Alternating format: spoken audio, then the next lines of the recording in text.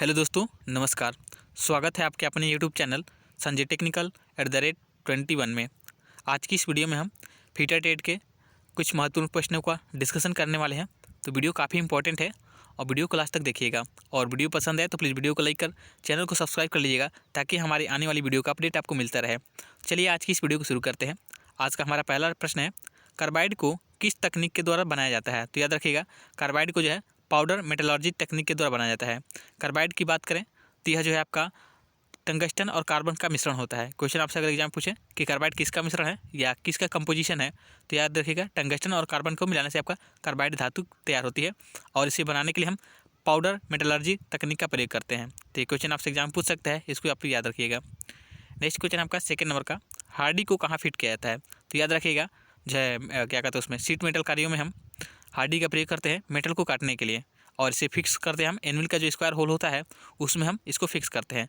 Hardy को हम कह सकते हैं कि एक प्रकार का हॉट चीजल भी इसे हम कह सकते हैं। हॉट चीजल के आकार का ही होता है ये, ठीक है। इसके द्वारा मेटल को काटने का कार्य करते हैं। तो ये भी आपका इंपॉर्टेंट क्वेश्चन है, आप इसको याद रखेंगे। ये क्वेश्चन वेरी वेरी इंपॉर्टेंट है, क्योंकि ये एग्जाम में क्वेश्चन पूछा गया है। इसलिए आपको जरूरी है कि ये क्वेश्चन आपको अभी तक पता नहीं तो इसको नोट कर लीजिएगा और इसको डेफिनेटली ही याद करके एग्जाम में जाइएगा। तो याद रखेंगे कि हार्डी को फिट करने के लिए किसका प्रयोग करते हैं? तो हार्डी को जो फिट किया जाता है वो एनविल के स्क्वायर जो होल होता है उसमें हम हार्डी को फिट करते हैं। नेक्स्ट क्वेश्चन है आपका थर्ड नंबर का। थर्ड नंबर क्वेश्चन है आपका, जॉब की लंबाई को कम करके उसके क्रॉस सेक्शन का क्षेत्रफल बढ़ाने की क्रिया को क्या कहते हैं? तो याद रखिएगा, जॉब की लंबाई को कम करके अगर उसको जो है उसके क्रॉस सेक्शन को का क्षेत्रफल बढ़ाया जा रहा है तो उसे हम अपसेटिंग कहते हैं, ठीक है। तो वेरी वेरी इंपॉर्टेंट पॉइंट है, आप इसको याद रखिएगा। और अपसेटिंग की बात करें, ठीक है, जैसे कि कोई हम आपको बता देते हैं थोड़ा सा इसमें डिटेल क्या होता है। जैसे कोई एक ये लंबी आपकी जॉब है, ठीक है, मान लेते इसका डायमीटर है आपका 10 मिलीमीटर का, ठीक है। और हम इसे करते क्या है, अपसेटिंग में करते क्या है कि इसकी लंबाई को कम करेंगे, यानी कि ये हो जाएगी इतनी बड़ी, ठीक है। और इसका जो थिकनेस है वो आपका बढ़ जाएगा, मान लीजिए आपका हो जाएगा इसका 12 मिलीमीटर का, ठीक है। तो ये होता है आपका अपसेटिंग। उसकी लंबाई को कम करके उसके क्रॉस सेक्शन एरिया को बढ़ाया जाता है, उसी को हम क्या कहते हैं, अपसेटिंग कहते हैं। तो ये याद रखिएगा। और अपसेटिंग आपसे कई प्रकार की होती है, लगभग 4 प्रकार की अपसेटिंग होती है, जैसे कि इंड अपसेटिंग, सेंटर अपसेटिंग, ठीक है। तो ये आपके अलग अलग प्रकार की अपसेटिंग भी होती है। जैसे कि कोई धातु है, उसको दोनों साइड, जैसे कि इस प्रकार की कोई धातु है तो इधर से भी अपसेटिंग कर रहे हैं, इधर से हैमरिंग कर रहे हैं, ठीक है, उसको इस साइड में ऐसे बीच में फैला रहे हैं, ठीक है। इस प्रकार से इसको बीच में अगर इस प्रकार की आकृति बन रहा है ऑफसेटिंग के माध्यम से, ठीक है, तो उसको हम सेंटर ऑफसेटिंग कहते हैं। तो ऑफसेटिंग कई प्रकार से होती है, आप इसको याद रखिएगा। लेकिन ऑफसेटिंग एक्चुअल है क्या, तो जब की लंबाई को कम करके उसके क्रॉस सेक्शन को बढ़ाया जाता है, उसी को हम क्या कहते हैं, ऑफसेटिंग कहते हैं। नेक्स्ट क्वेश्चन आपका 4 नंबर का, स्वेज ब्लॉक किस धातु से बनाया जाते हैं? तो याद रखिएगा, जो स्वेज ब्लॉक है आपके मेलिएबल कास्ट आयरन से बनाए जाते हैं, तो इसका malleable cast iron right answer हो जाएगा, ठीक है। स्वेज ब्लॉक की बात करें तो इसमें जो है अलग अलग प्रकार के आपके ग्रू या जो है उसमें होल बने रहते हैं, जिसका प्रयोग जो है अलग अलग प्रकार के जो है जॉब बनाने के लिए, उसमें जो जॉब को अलग अलग आकृति देने के लिए हम इस स्विच ब्लॉक का प्रयोग करते हैं। जैसे कि कोई राउंड क्या है, उसको राउंड बार है या छड़ है, ठीक है, तो उसको मोड़ना हो, ठीक है, या कोई जॉब है उसको हमें हाफ राउंड में उसको क्या करना हो, मोड़ना हो, तो इसके लिए इन सभी कार्यों के लिए हम क्या करते हैं, स्विच ब्लॉक के माध्यम से इन सारे कार्यों को हम कर सकते हैं। तो याद रखिएगा, स्विच ब्लॉक जो है आपका मेलिएबल कास्ट आयरन का बनाया जाता है। ये भी क्वेश्चन आपसे एग्जाम में पूछा जाता है, तो काफ़ी इंपॉर्टेंट क्वेश्चन है, आप इसको नोट कर रखिएगा। नेक्स्ट क्वेश्चन आपका 5 नंबर का, समकोण पर सेटिंग डाउन करने के लिए किस हैमर का प्रयोग करते हैं? तो याद रखिएगा, समकोण पर सेटिंग डाउन करने के लिए हम सेट हैमर का प्रयोग करते हैं, ठीक है। ये आपका इस प्रकार का कुछ हैमर होता है, ठीक है, और ये थोड़ा सा ऊपर में ऐसे इस तरह का बना रहता है, और यहाँ पे मान लीजिए कि ऐसे हैंडल है, इससे फिट रहता है इस प्रकार का। तो आपका ये होता है सेट हैमर, और इसका प्रयोग हम समकोण पर सेटिंग डाउन करने के लिए करते हैं। तो ये भी काफ़ी इंपॉर्टेंट क्वेश्चन है, इसको याद रखेंगे। चलिए नेक्स्ट क्वेश्चन की तरफ बढ़ते हैं। नेक्स्ट क्वेश्चन आपका 6 नंबर का कह रहा है, सबसे अधिक प्रयोग किए जाने वाले रिविट का प्रकार क्या है? तो याद रखिएगा, जो सबसे अधिक प्रकार का रिविट है वो आपका स्नैप हेड रिविट प्रयोग किया जाता है, ठीक है। तो आपसे एग्जाम में अगर क्वेश्चन पूछे कि सबसे अधिक कौन सी रिविट का प्रयोग करते हैं, तो सबसे अधिक जो हम स्नैप हेड रिविट के प्रकार का जो है प्रयोग किया जाता है। रिविट एक प्रकार का जो है फास्टनर है, ठीक है। और रिविट से संबंधित कई भी और भी क्वेश्चन पूछे जाते हैं, जैसे कि आपसे स्ट्रक्चरल कार्यों के लिए पूछता है, तो याद रखिएगा स्ट्रक्चरल कार्यों के लिए जो हम पेन हेड रिविट का प्रयोग करते हैं, ठीक है।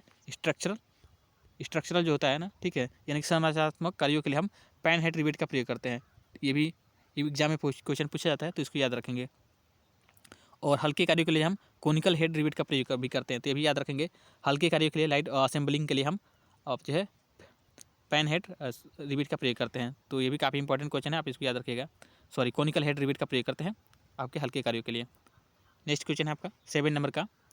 7 नंबर क्वेश्चन आपका, चमड़ा, प्लास्टिक आदि को जोड़ने के लिए किस रिवेट का प्रयोग करते हैं? तो याद रखिएगा, चमड़ा, प्लास्टिक आदि इन सभी को जोड़ने के लिए हम बिफरकेटेड रिवेट का प्रयोग करते हैं। तो बिफरकेटेड रिवेट इसका राइट आंसर हो जाएगा। ये काफ़ी इंपॉर्टेंट क्वेश्चन है और नए नए क्वेश्चन आपको आज की इस वीडियो में देखने को मिलेंगे, तो वीडियो को लास्ट तक देखिएगा, अभी आपको और इंटरेस्टिंग क्वेश्चन देखने को मिलेंगे। तो पहला 7 नंबर क्वेश्चन है आपका, चमड़ा, प्लास्टिक आदि को जोड़ने के लिए हम किस रिवेट का प्रयोग करते हैं? बिफरकेटेड रिवेट होता है आपका राइट आंसर। नेक्स्ट क्वेश्चन है आपका 8 नंबर का क्वेश्चन है आपका, गैस वेल्डिंग करते समय टार्च की नोजल पर एक्सप्लोजन होने को क्या कहते हैं? यानी एक्सप्लोजन का मतलब था विस्फोट, ठीक है। तो गैस वेल्डिंग करते समय अगर टार्च की नोजल पर किसी प्रकार का छोटा बड़ा विस्फोट होता है तो उसे हम ब्लैक फायर कहते हैं। क्या कहते हैं? बैक फायर कहते हैं, ब्लैक फायर नहीं, सॉरी, बैक फायर, ठीक है। तो ये भी काफ़ी इंपॉर्टेंट क्वेश्चन है। इस प्रकार के जो है क्वेश्चन आपसे एग्जाम में पूछे जाते हैं जो वेल्डिंग में से संबंधित, तो इसको याद रखिएगा।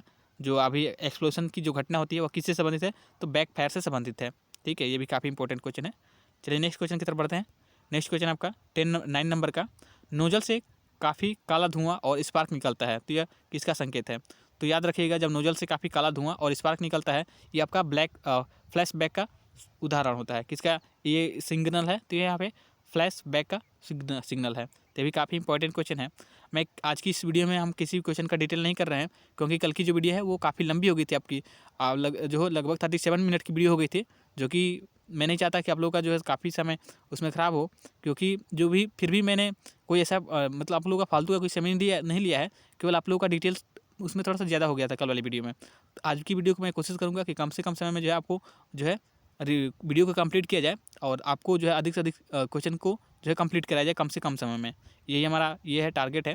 फिर भी वीडियो मतलब फिर भी अगर किसी क्वेश्चन का कोई इंपॉर्टेंट पॉइंट है तो मैं आपको डिस्कस जरूर करूँगा।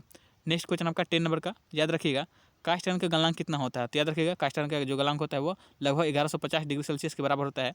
कास्ट आयरन की बात करें, ठीक है, तो यह सबसे भंगुर लोहा होता है, ठीक है, और यह आपको जो है कोयला फटने से तैयार किया जाता है। ये भी काफ़ी इंपॉर्टेंट क्वेश्चन है, एग्जाम में क्वेश्चन पूछ सकता है। वैसे ही कुछ धातु के गलनांक आपको याद रखना है, जैसे कि टिन है, ठीक है, तो याद रखिएगा कि 232 डिग्री सेल्सियस होता है इसका तापमान, ठीक है, टिन का गलनांक, ठीक है। वैसे लेड की बात करें तो 323 के समथिंग इसका होता है, ये भी 27 या 23, ये भी याद रखिएगा, ठीक है। तो ये सब धातुओं के गलनांक से क्वेश्चन एग्जाम में पूछे जाते हैं, तो इनको आपको याद रखना है। टिन का 232 डिग्री सेल्सियस, लेड का 300 के समथिंग ये होता है, 323 या 27 जो भी हो, ठीक है। अलग अलग धातुओं में, क्योंकि अलग अलग किताब में आपका अलग अलग थोड़ा इसमें टेम्परेचर थोड़ा अलग अलग दिया रहता है, तो याद रखिएगा, टिन के लिए 232 के लगभग और लेड के लिए जो है आपका 323 के समथिंग अराउंड होता है। कास्ट आयरन का लगभग 1150 डिग्री होता है। वैसे एल्यूमिनियम की बात करें तो 648 डिग्री सेल्सियस का होता है आपका एल्यूमिनियम का गलनांक, ठीक है। तो सभी धातुओं के गलनांक आपको याद रखने हैं। नेक्स्ट क्वेश्चन की तरफ बढ़ते हैं। आपका नेक्स्ट क्वेश्चन आपका 11 नंबर का, किसी बर्तन या टंकी के क्षरण का पता लगाने के लिए किसका प्रयोग करते हैं? तो याद रखिएगा, किसी बर्तन या टंकी को क्षरण मतलब यहाँ पे लीकेज होता है। क्षरण का मतलब क्या होता है? इंग्लिश में इसको लीकेज कहते हैं। आई थिंक लीकेज अगर हम लिखेंगे तो आप उसको अच्छे प्रकार से समझ पाएंगे, क्योंकि काफ़ी कुछ क्वेश्चन ऐसे होते हैं, कुछ ऐसे वर्ड है जिनकी हिंदी थोड़ी टफ होती है, इंग्लिश में हमको आसानी से पकड़ सकते हैं। वैसे ही आप लोग देखिएगा एग्जाम में, जब भी एग्जाम देने जा रहे हैं तो आप हिंदी भले ही आप चूज करते हैं लैंग्वेज, लेकिन जब क्वेश्चन समझ में नहीं आता तो आप इसका इंग्लिश भी देख लीजिएगा, हो सकता है इंग्लिश को देखने से आपका क्वेश्चन क्लियर हो जाए। तो काफ़ी चीज़ ऐसी है जो आपकी इंग्लिश में आपको जो है स्पष्ट समझ में आ जाती है, हिंदी थोड़ी सी उसकी डिफ़िकल्ट होती है, और टेक्निकल की तो और भी बात ही क्या है। तो आप लोग देख लीजिएगा, इंग्लिश भी आपका थोड़ा तैयार रखिए आप लोग। फिर भी मैं अपनी तरफ से प्रयास करता हूँ कि जो चीज़ें आप डिफ़िकल्ट है उसको मैं उसको सिंपल बना करके आपको क्वेश्चन के रूप में जो है प्रस्तुत कर सकूँ। तो 11 नंबर क्वेश्चन है आपका, किसी बर्तन या टंकी के क्षरण जिसे हम लीकेज कहते हैं को पता लगाने के लिए किसका प्रयोग करते हैं? तो इसके लिए हम इमर्जन का प्रयोग करते हैं। इमर्जन विधि के द्वारा हम किसी टंकी या कोई बर्तन है उसकी लीकेज है उसकी नहीं, उसको हम इमर्जन के द्वारा प्राप्त कर जो है पता उसका लगा सकते हैं। जैसे कि वेल्डिंग में आपको है जैसे कि आपने कोई टंकी बनाई, ठीक है, वेल्डिंग करके, तो उसमें कोई लीकेज वगैरह तो नहीं है, इसके लिए हम क्या करते हैं? इमर्जिंग टेस्ट करते हैं। कौन सा टेस्ट? इमर्सन टेस्ट करते हैं, सॉरी इमर्जिंग नहीं है, ये इमर्सन टेस्ट है, ठीक है। इसके साथ ही और भी टेस्ट किए जाते हैं, जैसे कि आपका डिस्ट्रक्टिव टेस्ट होता है, नॉन डिस्ट्रक्टिव टेस्ट होता है, ठीक है। इमर्सन वेल्ड इसमें क्या होता है, क्या है, मैं थोड़ा सा आपको इमर्सन, क्योंकि ये थोड़ा सा नया नाम है, इस वजह से आपको थोड़ा सा इसको समझने में दिक्कत होगी, तो मैं ये बताता हूँ कि जैसे कि कोई टंकी होता है, ठीक है, टैंक है इसमें, तो इसमें क्या करते हैं हम, इसमें पानी भर देते हैं, ठीक है, इसमें क्या करते हैं? पानी भर देते हैं, और जिसकी हमें चेकिंग करनी है कि नहीं उसमें लीकेज है, ठीक है, क्षरण है कि नहीं है, तो उसको क्या करते हैं, उसमें उस जो है आपकी बर्तन हो या टंकी, उसमें हम हवा भर के इसमें क्या करते हैं? इसमें डालते हैं।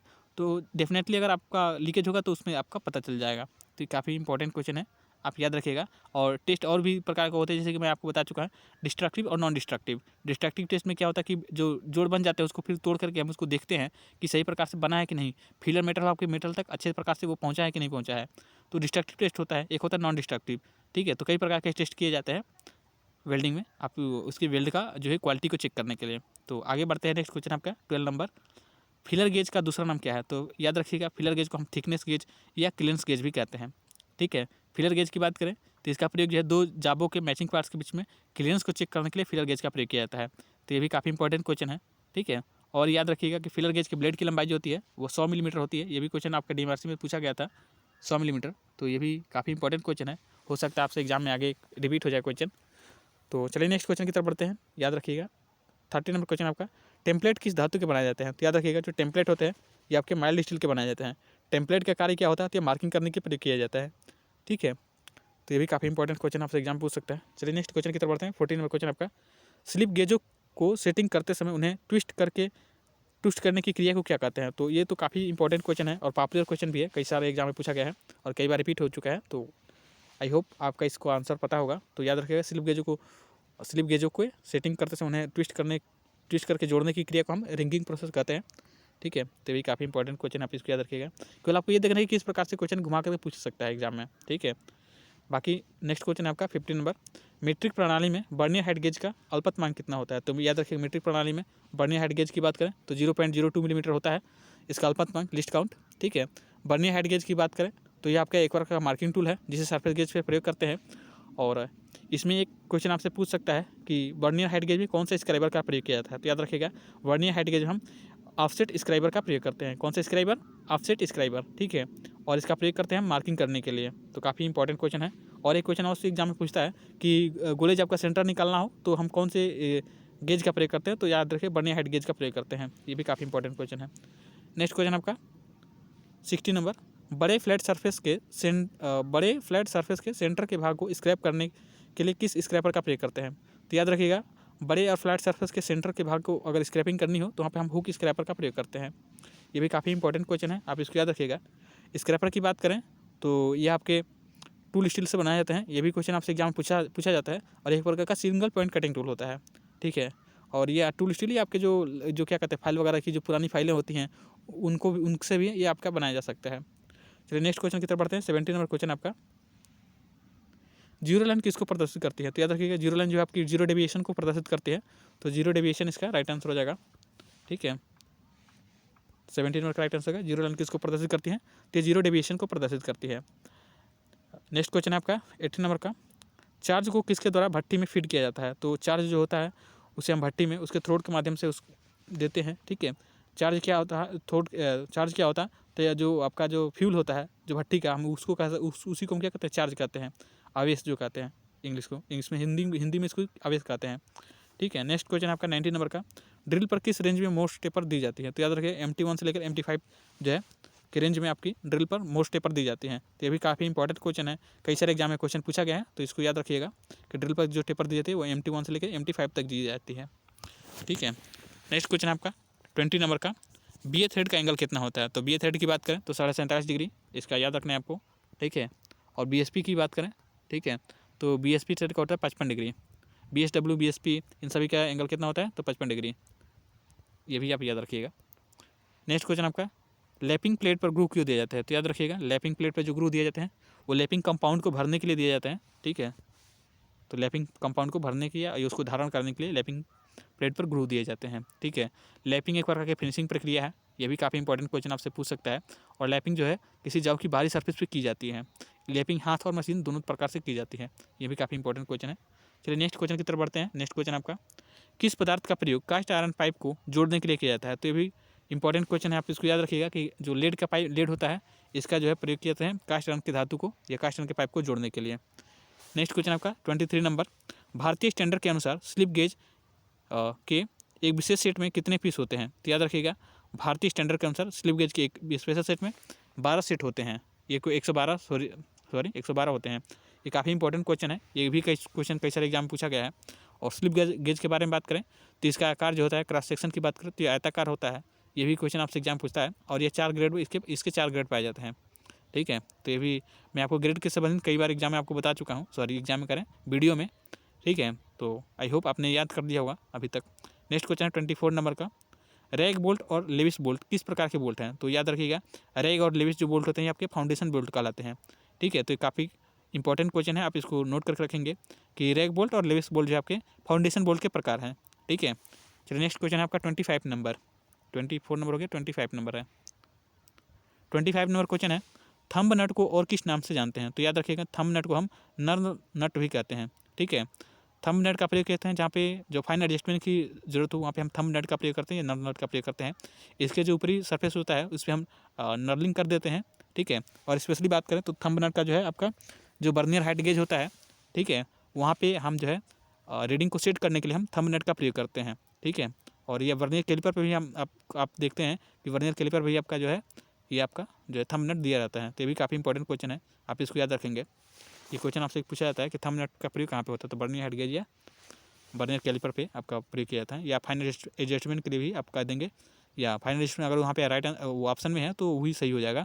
फाइन एडजस्टमेंट के लिए हम थंब नट का प्रयोग करते हैं, इसे हम नर्व नट भी कहते हैं। नेक्स्ट क्वेश्चन आपका 26 नंबर का, 26 नंबर क्वेश्चन आपका, विंग नट का दूसरा नाम क्या है? तो याद रखिएगा, विंग नट को हम फ्लाई नट भी कहते हैं, ठीक है।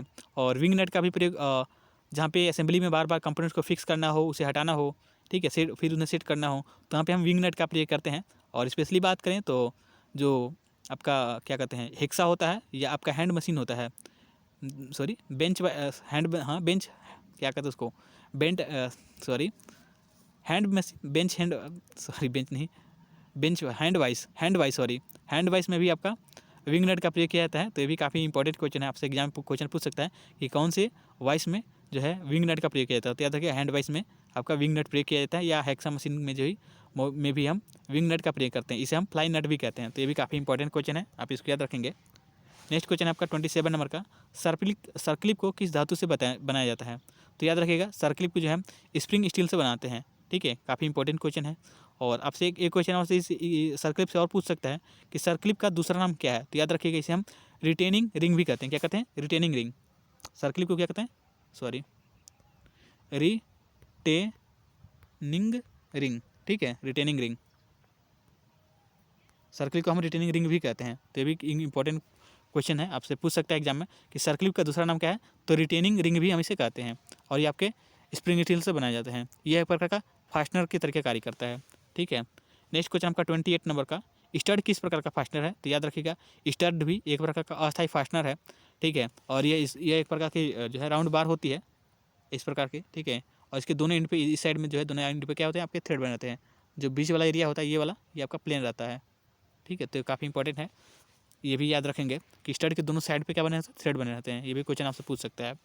नेक्स्ट क्वेश्चन आपका 29, बेंच वाइज का साइज लिया जाता है। तो ये काफ़ी सिंपल क्वेश्चन है, याद रखिएगा कि जो बेंच वाइज होता है, इसका जो जबड़ा होता है, इसकी चौड़ाई से हम बेंच वाइज का साइज लेते हैं, ठीक है। और बेंच वाइज को फिट करने की बात करें तो जो वर्कर होता है उसकी केवनी के ऊंचाई के बराबर में फिक्स करते हैं, या 106 सेंटीमीटर की ऊंचाई पे हम इसको फिक्स करते हैं।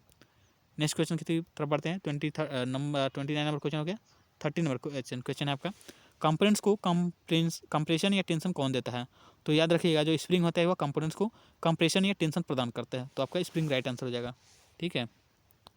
नेक्स्ट क्वेश्चन है 31 नंबर का, सॉफ्ट एवं पुलिंग किस प्रकार का फास्टनिंग का उदाहरण है? तो याद रखिएगा, जो फास्ट और पुलिंग हम लोग असेंबली में प्रयोग करते हैं, ये आपका टेम्परेरी फास्टनर का उदाहरण है।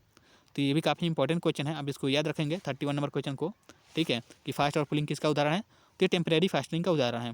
नेक्स्ट क्वेश्चन है 32 नंबर का, जेब हेड की को बाहर निकालने के लिए किसका प्रयोग करते हैं? तो याद रखिएगा, जेब हेड की को बाहर निकालने के लिए हम की ड्रिफ्ट का प्रयोग करते हैं, ठीक है। तो ये भी काफ़ी इंपॉर्टेंट क्वेश्चन है। और एक क्वेश्चन आपसे और भी ड्रिल मशीन से संबंध पूछता है कि ड्रिल मशीन के बाहर निकालने के लिए हम किसका प्रयोग करते हैं? तो यहाँ पे हम ड्रिफ्ट आपका राइट आंसर हो जाएगा, ठीक है। तो नेक्स्ट क्वेश्चन आपका 32 नंबर हो गया। 33 नंबर की तरफ बढ़ते हैं। 33 नंबर क्वेश्चन है, जहाँ पर जाब को दो साइड के बीच पकड़ा जाता है और तीसरी साइड से ऑपरेशन किया जाता है, वहाँ पे किस जी का प्रयोग करते हैं? तो याद रखिएगा, जहाँ पे जाब को दो साइड से पकड़ा हो गया हो और तीसरी साइड से ऑपरेशन करना हो, तो वहाँ पे हम चैनल जी का प्रयोग करते हैं। तो एक चैनल जी इसमें राइट आंसर हो जाएगा। इसके साथ ही आप याद रखेंगे कि एक क्वेश्चन और भी एग्जाम में पूछता है कि पतले कार्यों के लिए, पतले जाबों पर हम किस जो है जिग का भी प्रयोग करते हैं? तो याद रखिए वहाँ पे सैंडविच जिग का प्रयोग करते हैं। सैंडविच जिग आपका राइट आंसर है। पतले कार्यों के लिए या पतले जाब पे जो हम सैंडविच जिग का प्रयोग करते हैं। नेक्स्ट क्वेश्चन आपका 34 नंबर का, ड्रिल जिग किस धातु के बनाए जाते हैं? तो याद रखिएगा जो ड्रिल जिग होते हैं आपके टूल स्टील के बनाए जाते हैं। किसके? टूल स्टील आपका राइट आंसर है। ठीक है। नेक्स्ट क्वेश्चन है 35 नंबर का, जब जल द्वारा एल्युमिनियम का ऑक्सीकरण होता है तो क्या बनता है? तो याद रखेंगे जब जल जो है एल्युमिनियम के द्वारा ऑक्सीकरण करता है, ऑक्सीडेशन की क्रिया करता है, तो वो क्या बनाता है? हाइड्रोजन बनाता है।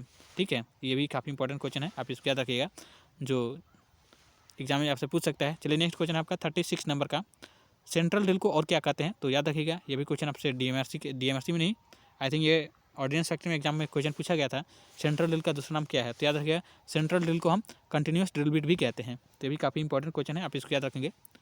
नेक्स्ट क्वेश्चन आपका 37 नंबर का, 37 नंबर क्वेश्चन है आपका, लेथ मशीन के किस ऑपरेशन में हाफ नट का प्रयोग करते हैं? तो याद रखिएगा लेथ मशीन का जो थ्रेड कटिंग का ऑपरेशन होता है, इसमें हम हाफ नट का प्रयोग करते हैं। ठीक है, हाफ नट के द्वारा अगर हाफ नट आपका इंगेज होता है तो थ्रेड कटिंग शुरू होती है, और डिसंगेज होता है तो यह रुक जाता है।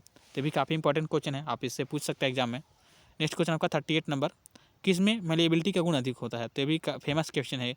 ठीक है, काफ़ी आप याद रखिएगा कि सोने में जो है मेलिएबिलिटी का गुण अधिक होता है। ठीक है, तभी आप जो आपके जो सोने के जो आभूषण हैं वो आपके बनाए जाते हैं, क्योंकि उसमें इतनी सी मतलब छोटी मतलब कि बहुत कम मेटल को वो हमें हैमर की वजह से हैमरिंग कर करके वो क्या करता है, सुनार जो है आपके आभूषण को तैयार कर देता है। तो ये बहुत ही उसकी हैमरिंग कितनी भी की जाती है तो टूटता नहीं है। तो जिस धातु के ऊपर कितनी हैमरिंग की जाए लगातार वो टूटे नहीं, उसी में इसका मतलब उसमें मेलिएबिलिटी का गुण अधिक है। ठीक है, और इसके अपोजिट है ब्रिटलनेस। ब्रिटलनेस से क्या होता है कि अगर धातु के ऊपर इम्पैक्ट फोर्स डालते हैं, हैमरिंग वगैरह करते हैं तो वो तुरंत टूट जाती है। तो यह उसका वो होता है आपका क्या कहते हैं, वो उसकी ब्रिटलनेस होती है। ठीक है, नेक्स्ट क्वेश्चन आपका 39 नंबर का, कह रहा है धातु के किस गुण के कारण उसके तार बनाए जाते हैं? तो मेटल से संबंधित अगर एग्जाम में कुछ क्वेश्चन पूछता है नॉर्मली, तो ये क्वेश्चन जरूर पूछता है मेलिबिलिटी और डक्टिलिटी का। तो याद रखिएगा धातु के डक्टिलिटी के गुण के कारण धातु के जो है तार बनाए जाते हैं। ठीक है, जैसे कि आपके ब्रास के आपके कापर के तार बनाए जाते हैं, तो कापर भी क्या है आपका एक प्रकार की धातु ही है। ठीक है, और इसके अलावा आपके एल्युमिनियम के भी बनाए जाते हैं। ठीक है, तो इन सभी में क्या होता है, इसका मतलब कापर और एल्युमिनियम में क्या होता है, डक्टिलिटी का गुण होता है, तभी इनके क्या होते हैं, तार बनाए जाते हैं। नेक्स्ट क्वेश्चन आपका 14 नंबर का, गन मेटल में जिंक की मात्रा कितनी होती है? तो याद रखिएगा गन मेटल में जो जिंक की मात्रा होती है वो आपकी 2% होती है। तो ये भी क्वेश्चन इंपॉर्टेंट है, आपसे एग्जाम पूछ सकता है कि गन मेटल में जिंक की मात्रा कितनी होती है? तो 2% होती है। ठीक है, नेक्स्ट क्वेश्चन आपका 41 नंबर का, प्लम्ब बम्ब नहीं है, सॉरी, प्लम्ब बब की डोरी किससे बनाई जाती हैं? तो याद रखिएगा ये नायलॉन से बनाई जाती हैं। ठीक है, क्योंकि यह जो है नमी को झेल लेता है, नमी से किसी प्रकार की इसमें कोई दिक्कत नहीं होती है, पानी वानी वगैरह में भीजने से इसमें कोई खराबी नहीं होती है। इस वजह से जो है आपका प्लम्ब बब जो होता है इसकी डोरी को हम नायलॉन से बनाते हैं। ठीक है, प्लम्ब बब क्या होता है, तो इसको हम नॉर्मली भाषा में हम इसे साहुल कहते हैं। ठीक है, ये भी काफ़ी इंपॉर्टेंट क्वेश्चन है।